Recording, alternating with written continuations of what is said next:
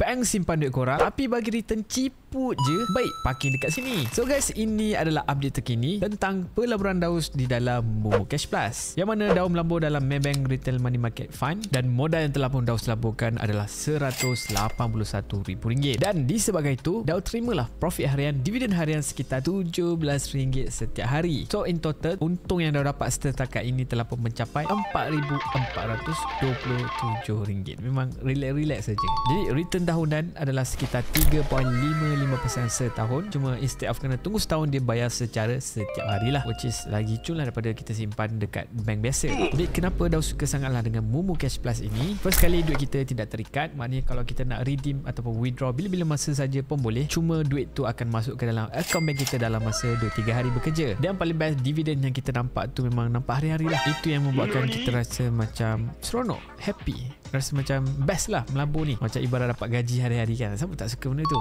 So kalau korang nak duit korang gerak macam Daus buat ni, korang boleh follow step yang simple ni. First kali korang klik link di bio, daftar Momo, and then selepas korang daftar KYC, korang search dulu exclusive deposit, masukkan kod DAUSDK37 baru keluar deposit minimum RM1,000 untuk dapatkan free reward RM140. Make sure korang claim lah reward tersebut di bahagian My Reward. Cuma kalau modal korang besar ada RM50,000, reward yang paling tinggi korang boleh dapat adalah RM2,200. Untunglah jadi orang kaya kan. Makin banyak duit, makin banyak reward lagi dapat. Jadi guys, ini bukanlah strategi kewangan. Ini just Daus parking lah duit Daus. Daus tak nak biarkan duit tu tidur je, tak buat apa-apa. At least dapatlah juga hasil return. Dan guys, make sure korang like video ni dan komen berapakah total yang korang boleh dapat daripada korang punya Momo Cash Plus. Dan jangan lupa follow Daus sebab banyak lagi update pelaburan yang Daus nak share dekat korang semua. So guys, jumpa lagi pada video akan datang. Ciao.